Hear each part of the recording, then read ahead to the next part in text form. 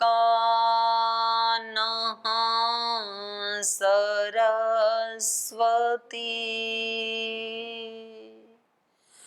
वाजिनीवती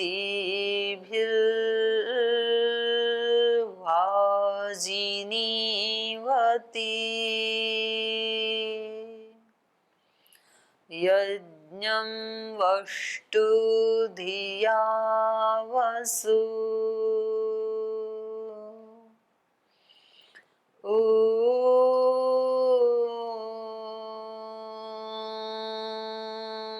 अग्नयाहि वीतये गृणानो हव्यदातये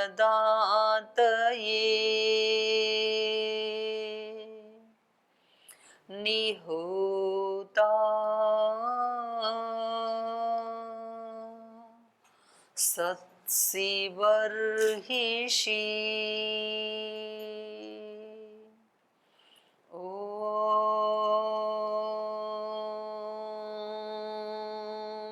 शान्ति शान्ति शान्तिः।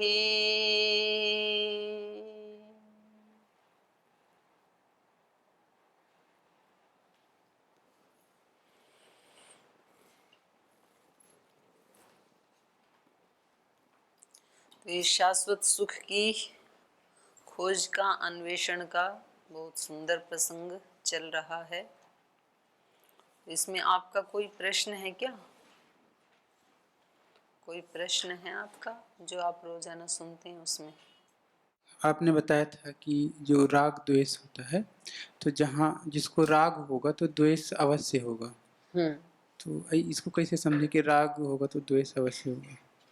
क्योंकि वो एक ही सिक्के के दो पहलू हैं ना, तो उनको अलग नहीं किया जा सकता। जैसे त्रिगुण स्वरूप वाली प्रकृति जब तक है, शरीर है जब तक, तो तीनों गुण रहेंगे, सात्विक, राजसिक, तामसिक। ऐसा नहीं हो सकता कभी भी कि एक हम किसी को रख लें और बाकी दो को हटा दें। ऐसा हो नहीं सकता, क्योंकि उनका स्वरूप ही ऐसा, उनको अलग नहीं किया जा सकता है। प्रधानता तो हो सकती है कि सत्व की प्रधानता हो, कहीं रजोगुण की या कभी तमोगुण की, ऐसे तो हो सकता है, होता ही है ऐसे तो, तभी तो काम चलता है। रात को तमोगुण की प्रधानता होती है तब तो सो पाते हैं, दिन में रजोगुण की प्रधानता होती है तब कुछ क्रियाएं कर पाते हैं, और सत्व की प्रधानता होती है ध्यान उपासना आदि कर पाते हैं, समाधि लगा पाते। लेकिन प्रधानता होते हुए भी दो भी साथ होते ही हैं। तो राग कहीं भी होगा ना आपका, निश्चित रूप से द्वेष होगा ही। वहीं पर होगा कि अलग भी हो सकता है? अलग जगह होगा, वहां तो क्यों होगा, वहां तो हो ही नहीं सकता है। जिससे राग कर रहे हैं वहां तो द्वेष हो ही नहीं सकता है, उसके अपोजिट में होगा। किसी व्यक्ति को आप चाहते हैं जी।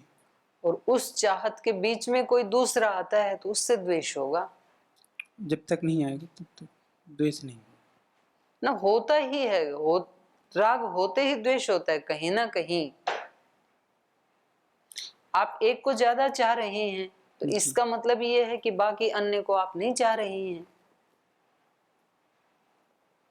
नहीं, जिसको चाह रहे हैं उसमें अगर कोई विघ्न जब तक नहीं आता तब तक तो द्वेष कैसे होगा? किसी को चाह रहे हो ना, यही बात इस बात को सिद्ध कर रही है कि बाकी सबको ऐसा नहीं चाह रहे हो, इग्नोर कर रहे हो बाकी को, तो वही द्वेष। वो बीच में नहीं आए अभी, जी।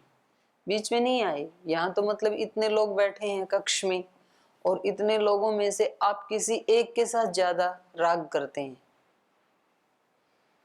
तो इसका मतलब यह है कि बाकी सबके साथ आप द्वेष कर ही रहे हैं। द्वेष का मतलब होता है अप्रीति। द्विष धातु से द्वेष शब्द बनता है, द्विष अप्रीतौ। तो अप्रीति होना ही द्वेष है। एक से तो प्रीति कर रहे हो, और प्रीति भी क्या ऐसी अज्ञान के कारण कर रहे हो। तो बाकी से द्वेष कर ही रहे हो आप, तो वो आपके लिए शुभ नहीं है। और इसलिए कुछ लोग ऐसे होते हैं ना, वो इतनी गहरी मित्रता करते हैं, तो फिर वो निश्चित रूप से एक दिन दुख में परिवर्तित होने ही वाली है, क्योंकि ये मित्रता नहीं है, ये राग है आपका, और ये एक दुर्गुण है आपका। ऐसे मैंने बहुत लोगों को देखा कि जब वो किसी एक व्यक्ति के साथ मित्रता करते हैं ना, तो उसके साथ ही खाना खाएंगे, उसके साथ ही सोएंगे, उसके साथ ही उधर जाएंगे, उसके साथ ही इधर जाएंगे, वो छोड़ते ही नहीं है एक दूसरे को। और फिर जब कभी उनका झगड़ा होता है ना, तो वो फिर ऐसे शत्रु बनते हैं कि मतलब देखना भी नहीं चाहते हैं एक दूसरे को। ऐसे होता है राग और द्वेष का परिणाम। तो इसलिए मैंने तो कई बार बताया है ना कि प्रीति कैसी होनी चाहिए, हिलमिल रहे बेलाग। किसी भी एक व्यक्ति से, साधक के लिए है ये बात, और बाकी संसारी तो अपने ढंग से, उसको हिलमिल के सबके साथ रहना चाहिए, पर खास लगाव भगवान के सिवाय किसी से नहीं होना चाहिए। सेवक तो कोई बिरला है जो आठों प्रहर रहे जाग।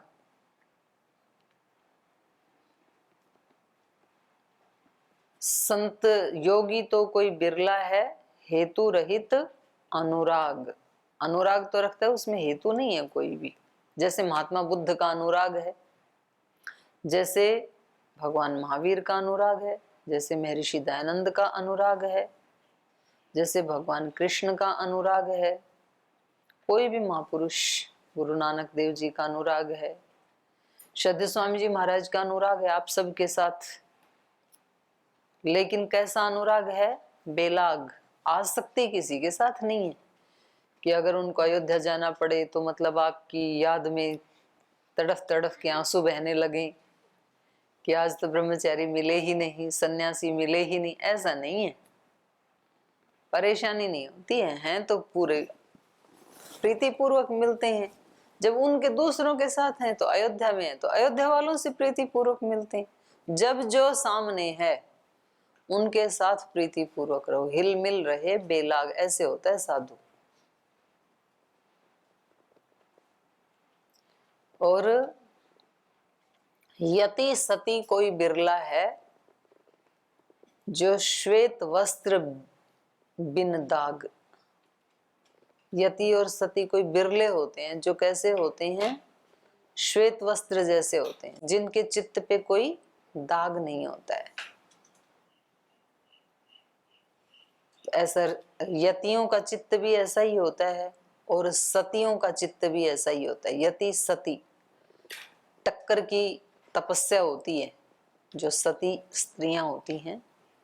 तो आप ये नहीं कर सकते हो कि जी राग कर लेते हैं, राग तो अच्छी बात है, द्वेष किसी से नहीं करेंगे, तो ये पॉसिबल तो नहीं है ना। जब आप संसार से राग करते हैं ना तो ईश्वर से द्वेष करते ही हैं। आप कहेंगे हमने तो ईश्वर को देखा भी नहीं, हमने उसको कोई गाली भी नहीं निकाली, हमने तो कोई भी द्वेष नहीं किया उससे। अप्रीति करना ही द्वेष है, क्योंकि आप ईश्वर से अप्रीति करते हैं। संसार से जब प्रीति करते हैं तो उससे अपोजिट है ईश्वर, उसके साथ अप्रीति है, तो यही द्वेष है। उदासीन रह सकते हैं। उदासीन है, उदासीन में प्रीति नहीं कर रहे ना, जिससे प्रीति करनी चाहिए उससे। उदासीन वैसे कोई भावना नहीं होती है, बस वो न करना उसको उदासीन कह देते हैं। तो थोड़ा सा अब उसमें भी द्वेष में भी तो फिर कई कैटेगरी है ना जी। तो सामान्य कोटि का द्वेष, उसको आप उदासीन वाली अवस्था कह सकते हैं। फिर उग्र द्वेष, तीव्र द्वेष, तो उसमें फिर श्रेणियां बन जाएंगी आपकी, तो वैसा वैसा फल मिलता रहेगा। अन्ना जी, आपने प्रैक्टिकल करना छोड़ दिया आजकल, साधना करनी छोड़ दी? राग द्वेष दोनों है? दोनों नहीं है। डिबेट करे तो वो मैं पीछे नहीं हटूंगा। हाँ, लेकिन वास्तव में तो कोई शत्रु नहीं, कोई मित्र नहीं। हाँ, ये तो बहुत अच्छी बात है। कोई शत्रु नहीं, कोई मित्र नहीं, सब अपने ही हैं। नहीं, मैं तो इनकी कह रही हूँ, जैसे नारद सनत कुमार जी हमें बता रहे हैं, अन्न को ही ब्रह्म समझ के उसकी उपासना करो, जल को ही ब्रह्म समझ के उसकी उपासना करो, तेज को ब्रह्म समझ के उसकी उपासना करो, तो सबको ब्रह्म समझ के उसकी उपासना करो, ऐसे बता रहे हैं। और ये सारी चीजें हम दिन भर यूज करते हैं, अन्न भी प्रयोग करते हैं, जल भी करते हैं, वास्तव में नहीं करते हैं जी, हैं? प्रैक्टिकल में वैसे जीते नहीं, हाँ सुनते उपासना नहीं करते ना, नहीं करता हूँ, अन्न की, जल की। नहीं तो करता, अगर खाली सुनता उपासना हूँ। करें तो हमें याद आए फिर कि मुझे उपासना करनी है, फिर प्रश्न आएगा कि उपासना कैसे करूं। और है ये सारा प्रैक्टिस के लिए, और प्रैक्टिस भी साथ के साथ। देखो, जो साइंस और टेक्नोलॉजी की विद्या है ना, उसकी प्रैक्टिस तो साथ के साथ हो नहीं सकती है कि कोई विद्यार्थी डॉक्टरेट भी कर रहा हो, माने एमबीबीएस भी कर रहा हो, रात को ऑपरेशन भी करे, ऐसा तो संभव नहीं है। तो वो साथ प्रैक्टिकल नहीं कर सकते, तो उनको तो कहा जाता है कि आपका प्रैक्टिकल बाद में करवाएंगे। लेकिन आध्यात्म विद्या का उससे उल्टा है, आज यदि प्रैक्टिस नहीं की तो कल तो इसको पूरा ही भूल जाएंगे, जड़ मूल से ही। आज पढ़ रहे हैं ना, तो आज याद रहेगा, दिमाग में ये बातें घूमती रहेंगी। तो आज इनको प्रैक्टिकल करने का प्रयास किया तो कल भी कर पाएंगे, आज नहीं किया तो परसों तो पूरा ही भूल जाएंगे, याद भी नहीं रहेगा 10 दिन पहले क्या पढ़ा था। गीता याद है अभी? कोई एक आधा प्रसंग भले ही वो भी याद करने से एक छोटा मोटा कभी याद आ जाता है स्थूल रूप से कि हमें सारे कर्म यज्ञ भाव से करने चाहिए, इतना याद आ गया बस, तो हम इसको भूल जाएंगे। तो इसलिए अध्यात्म विद्या का ऐसा है कि जैसे पढ़ना थोड़ा, अभ्यास ज्यादा, फिर उसमें से कुछ कुछ प्रश्न हमारे निकल के आते हैं। ये तो प्रश्न नारद के, उत्तर सनत कुमार जी के, तो हमारा क्या बीच में, हम किधर से इन्वॉल्व हों? ना हमारे प्रश्न है ना हमारे उत्तर हैं। तो हमें इनका सुन करके फिर अपने आप को ही नारद के स्थान पे खड़ा करके और उसकी उपासना करने के लिए प्रैक्टिकल करना है। तो चलिए आगे पढ़ते हैं। कल इन्होंने कहा था कि यह स तेजो ब्रह्म इति उपास्ते तेजस्वी वै स तेजस्वतः लोकान भास्वतः अपहत तमस्कान अभिसिद्धति। जो इस तेज को ही ब्रह्म समझ करके उसकी उपासना करता है तो वो तेजस्वी, वो व्यक्ति तेजस्वी हो जाता है। सीधी सी बात है, जो जिसकी उपासना करेगा वो वैसा हो जाएगा। जल की उपासना करेगा तो जल कैसे होते हैं? शीतल। तो उसकी उपासना करने वाला कैसा हो जाएगा? शीतल। उपासना मतलब पास में बैठना। जो अग्नि की उपासना करेगा वो कैसा हो जाएगा? वो गर्म हो जाएगा, उष्ण हो जाएगा, क्योंकि अग्नि का स्वभाव क्या है? उष्णता। तो जो जिसकी उपासना करता है वो उसका जैसा हो जाता है। ये उपासना का फल है। स्तुति, प्रार्थना, उपासना, 3 शब्द आप रोज बोलते हैं ना, अथेश्वर स्तुति प्रार्थना उपासना। स्तुति से क्या होगा? स्तुति का फल क्या है? स्तुति से प्रीति होती है। आप किसी की भी स्तुति करने शुरू कर दो, वो आपसे प्रीति करने लग जाएगा। नियम है ये। आप अपने मित्र की स्तुति करने लग जाओ, आप बहुत अच्छे हैं, आप तो बहुत होनहार छात्र हैं, बहुत सेवा करते हैं, बहुत अच्छी पढ़ाई करते हैं, प्रीति हो जाएगी उससे। वो व्यक्ति आपके ही पास आएगा। नए नए आते हैं ना गुरुकुल में, तो फिर जैसे ये नए विद्यार्थी आए हैं, तो जो इनमें से किसी की कोई प्रशंसा करने लग जाए, स्तुति करने लग जाए, स्तुति से प्रीति हो जाती है। फिर तो प्रीति ही करनी है और स्तुति से प्रीति होती है, तो स्तुति किसकी करें फिर? क्योंकि इस दोस्त से तो आज प्रीति की पता लगा, कल वो तो चल बसा या छोड़ के ही भाग गया, फिर रोते रहो। तो प्रीति किससे करनी है? ईश्वर से करनी है, जो कभी साथ नहीं छोड़ता है। तो इसलिए स्तुति भी किसकी करनी है? ईश्वर की करनी। बोल जी फिर जो संसार में जो अच्छा काम करते हैं उनकी स्तुति ना करें? उनकी स्तुति करें, लेकिन वहां पर भगवान के ही रूप को देख करके उनकी स्तुति करें। अगर लोक में कोई विद्वान है, उसकी विद्या की स्तुति करें, लेकिन वो विद्या, वो ज्ञान किसका है? भगवान का है। तो वहां भगवान को देखें। लोक में किसी के पास धन है तो उस धनवान व्यक्ति की स्तुति करें या नहीं करें? करें, लेकिन धन सारा किसका है? भगवान का है। कोई रूपवान है, उसकी स्तुति करें कि ना करें? करें। कितना सुंदर रूप है, फूल को देख के खुश होते हैं ना हम, लेकिन वो सौंदर्य किसका है? ईश्वर का है। सत्यम शिव सुंदरम। तो जहां भी देखें तो स्तुति किसकी करनी है हमें? ईश्वर की। चाहे वो सगुण साकार इस लोक में कुछ दिखाई दे रहा है, चाहे निर्गुण निराकार, तो स्तुति का फल होता है, स्तुति से प्रीति हो जाती है। किसी की भी स्तुति कर लो, किसी से प्रेम करना है, प्रीति करनी है, तो क्या करने लगे? स्तुति शुरू कर दो उसकी। ऐसी तो होती है प्रीति। तो वो कोई किसी के शरीर की स्तुति करना शुरू कर देता है, कोई किसी के कपड़ों की स्तुति करना शुरू कर देता है, कोई किसी की गाड़ी की, मोबाइल की स्तुति करना शुरू कर देता है। बहुत अच्छा है आपके पास, तो उससे प्रीति हो जाती है। और जब तक स्तुति नहीं करे तब तक प्रीति होती नहीं है। वो इंतजार करते रहते हैं कि कोई तो नाम तो ले कि इतना अच्छा मोबाइल आपके पास, इतनी बड़ी गाड़ी है आपके पास, इतना अच्छा मकान बनाया आपने।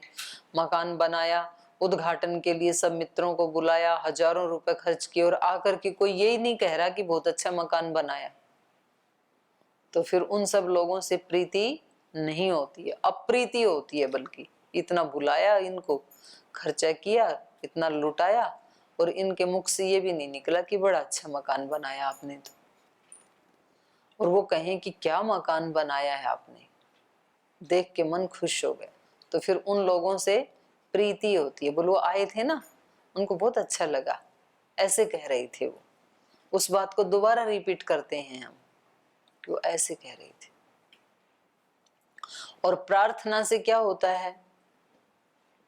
प्रार्थना से विनम्रता आती है, अहंकार टूटता है हमारा, इसलिए प्रार्थना करनी चाहिए। कोई व्यक्ति कहते हैं जी प्रार्थना से क्या होगा, जो हमने किया है वो हमें फल मिलेगा, जो कर रहे हैं उसका फल मिलेगा, जो पहले किया उसका मिलेगा। प्रार्थना करने से क्या होता है? कर्म करेंगे अपने। प्रार्थना इसलिए करनी चाहिए कि प्रार्थना करने से अहंकार टूटता है, अपने से बड़ी शक्ति को हम स्वीकार करते हैं। तो इसलिए प्रार्थना जीवन में जरूर होनी चाहिए। और कई बार ऐसी कठिन परिस्थितियां भी आती हैं जीवन में, जब हमें लगता है कि ये मेरे से नहीं हो पाएगा, तो फिर हम जैसे ही प्रार्थना करते हैं, प्रार्थना करते ही अहंकार हमारा नीचे आता है। अहंकार नीचे आता ही फिर भगवान तो है ही वहां पर, तो तुरंत हमें एक दिव्य सहायता प्रदान कर दी जाती है, हम एक दिव्य उपस्थिति के संपर्क में आ जाते हैं। तो प्रार्थना बहुत जरूरी है जीवन में। प्रार्थना, उपासना, उपासना का फल क्या है? स्तुति से प्रीति, प्रार्थना से अहंकार की समाप्ति या विनम्रता की प्राप्ति, और उपासना से वैसा ही हो जाना। उपासना का फल ये है, जिसकी उपासना करेंगे वैसे बनते चले जाएंगे। सूर्य की उपासना करेंगे तो सूर्य जैसे बनते चले जाएंगे, वायु की उपासना करेंगे वायु जैसे बनते चले जाएंगे, जड़ की उपासना करेंगे जड़ जैसे बनते चले जाएंगे, चेतन की करेंगे चेतन जैसे, विद्वान की करेंगे विद्वान बनते चले जाएंगे, धनवानों की करेंगे तो धनवान जैसे बनते चले जाएंगे। जिसकी उपासना करेंगे, जिसके निकट रहेंगे, वैसे आप बनते चले जाएंगे। इसलिए यहाँ नारद जी सिखा रहे हैं कि अगर आप तेज की उपासना करेंगे तो आप क्या बन जाएंगे? तेजस्वी। और अंधकार की उपासना करेंगे तो अंधकारमय हो जाएंगे आप भी, जीवन अंधकारमय हो जाएगा फिर। तो हमारी जो वैदिक परंपरा है वो कभी भी अंधकार की उपासक नहीं रही है, हमेशा ज्योति की उपासक रही है, प्रकाश की, तेज की उपासक रही है। इसलिए हमारे यहाँ तो दोनों समय दिया जलाया जाता है घरों में। स यह तेजो ब्रह्म इति उपास्ते तेजस्वी वै सह, तो वो तेजस्वी हो जाता है। तेजस्वतो लोकान, और तेज वाले लोगों को, अर्थात भास्वत लोकान, प्रकाश वाले लोगों को, अपहत तमस्कान, अपहत कर दिया है तम को, अंधकार को, जिसने ऐसे लोगों को अभिसिद्ध्यति, सिद्ध कर लेता है। बाहर भी ऐसे लोगों को प्राप्त कर लेता है, ऐसे लोगों को प्राप्त कर लेता है, अंदर भी ऐसे लोगों को प्राप्त कर लेता है। जैसे बाहर भी कभी तो अंधकार होता है, अंधकार तब होता है जब सूर्य की अनुपस्थिति होती है, प्रकाश तब होता है जब सूर्य की उपस्थिति होती है। ऐसे ही अपने अंदर भी जब ज्ञान की, श्रद्धा की, भक्ति की, सेवा की, समर्पण की उपस्थिति होती है तो हम तेजस्वी लोक में होते हैं, और जब ये सारे गायब हो जाते हैं तो हम अंधकार के लोक में होते हैं। जब अंदर से सेवा का भाव भी नहीं है, समर्पण का भाव भी नहीं है, भक्ति का भाव भी नहीं है, किसी की स्तुति करने का भाव भी नहीं है, तो उस समय हम कौन से लोक में पहुंच जाते हैं? अंधकार लोक में पहुंच जाते हैं। फिर मन अशांत हो जाता है, परेशान हो जाता है। तो इसलिए इन्होंने कहा अपहत तमस्कान सिद्ध्यति, तमस को अपहत कर दिया है जिसने, ऐसे लोक को ये सिद्ध कर लेता है। यावत तेजसो गतम तत्र से यथा कामचारो भवति, तो तेज की उपासना करने से, तेजस्वी होने से जितनी तेज की सामर्थ्य है उतनी सामर्थ्य इसमें आ जाती है। यस तेजो ब्रह्म इति उपास्ते अस्ति भगवो तेजसो भूये इति, तो नारद ने पूछा भगवान इस तेज से भी कुछ आगे है क्या संसार में? वाव तेजसो भूयो अस्ति इति तन्मे भगवान ब्रवीतु इति, तो तेज से भी कुछ आगे है तो फिर आप वही बताइए हमें। तो कहा आकाशो वाव तेजसो भूयान, आकाशे वै सूर्य चंद्रमसौ उभौ विद्युत नक्षत्राणि अग्नि, आकाशेन आह्वयति, आकाशेन शृणोति, आकाशेन प्रतिशृणोति, आकाशे रमत, आकाशे न रमत, आकाशे जायत, आकाशम अभिजायत, आकाशम उपास्व। तो कहा कि ये आकाशो वाव तेजसो भूयान, आकाश जो है वो इन तेजों से भी महान है, क्योंकि तेज कहाँ रहते हैं? आकाश में। तो जो जिसमें रहता है तो वो उसमें व्यापक है। तो इसलिए कहा कि इनका भी आश्रय कौन है? इन तेज का भी आश्रय कौन है? आकाश। तो वो उससे भी ज्यादा महान है। आकाशो वाव तेजसो भूयान, आकाशे वही सूर्य चंद्रमसौ उभौ, हमारी इस पृथ्वी के लिए तो दो सबसे बड़े जो तेज हैं वो सूर्य चंद्र हैं। यद्यपि और जो लोकांतर हैं और जो पृथ्वियां हैं तो वहां हमारे सूर्य से भी बड़े बड़े सूर्य भी हैं, और हमारे सूर्य के जैसे भी असंख्य सूर्य हैं इस ब्रह्मांड में। लेकिन हम अपनी पृथ्वी की दृष्टि से बात कर रहे हैं, हमारे ऋषि अपनी पृथ्वी की दृष्टि से बात कर रहे हैं। तो हमारी पृथ्वी की दृष्टि से हमारे लिए सबसे बड़े दो तेज हैं, सूर्य और चंद्रमा। तो कहा सूर्य चंद्रमसौ उभौ, और विद्युत नक्षत्राणि, जो बिजली चमकती है वो भी कहाँ रहती है? आकाश में। और जो दूसरे नक्षत्र हैं दूर दूर चमकते हुए स्टार दिखाई देते हैं वो भी कहाँ रहते हैं? आकाश में। अग्नि आकाशेन आह्वयति आकाशेन शृणोति, हम कुछ बोलते हैं, किसी का आह्वान करते हैं, आवाज लगाते हैं, तो ये भी कहाँ हो रही है ये क्रिया बोलने वाली? आकाश में। और जो सुना जाता है, आप लोग सुन रहे हैं, ये भी कहाँ हो रहा है? आकाश में। तो मेरा बोलना भी आकाश में हो रहा है। यदि आकाश ना हो तो बोल नहीं सकते हैं। फिर जैसे यहां से ही आकाश शुरू हो गए ना, तो यहां टेप लगा दो तो फिर आकाश को रोक दिया हमने, या यहां पर दीवार लगा दो ऐसे, तो फिर बोल नहीं सकता है व्यक्ति। और अंदर भी आकाश है, ये जीवा के अलग अलग पार्ट आके मुख के अलग अलग पार्ट्स के साथ टकराते हैं तो ध्वनि उत्पन्न होती है। तो खाली जगह तभी तो टकराएंगे, आकाश अंदर भी है ना, तो उसी आकाश में वायु अलग अलग उनके साथ आकर के टकराती है। तो उस वायु के टकराने से ये अलग अलग शब्द उच्चरित हो जाते हैं। तो इसलिए कहा आकाश में ही बोला जाता है, आकाश में ही सुना जाता है। आकाशेन आह्वयति आकाशेन शृणोति आकाशेन प्रतिशृणोति आकाशे रमत, प्रतिश्रवण भी मतलब जो गूंजना होता है ना, प्रत्युत्तर, तो वो भी आकाश में ही होता है। आकाशे रमत, और जो हम रमण करते हैं, रमण मतलब जो भी हमें खुशी देने वाली क्रियाएं हैं उन सबको रमण कहते हैं। खेलते हैं, कूदते हैं, यज्ञ करते हैं, आते हैं जाते हैं, जो भी करते हैं हम, तो वो सब भी कैसे हो रहा है? आकाश के कारण। आकाश ना हो तो आप बैठ भी नहीं सकते। आप किस में बैठे हैं इस समय? आकाश में बैठे हैं। आकाश ने ही आपको अवकाश दे रखा है, क्योंकि पृथ्वी से तुरंत 1 इंच ऊपर होते ही आकाश ही शुरू हो जाता है। तो हम आकाश में ही बैठे हैं। हम चलते हैं तो भी आकाश में ही चलते हैं। कुछ भी क्रीड़ा करते हैं आकाश में ही करते हैं। अब देखो, इतनी बड़ी भगवान की विभूति का हम यूज तो करते हैं, लेकिन हमें एहसास नहीं होता, अनुभूति नहीं होती कि कितने विशाल आकाश में मैं बैठा हूं इस समय भी।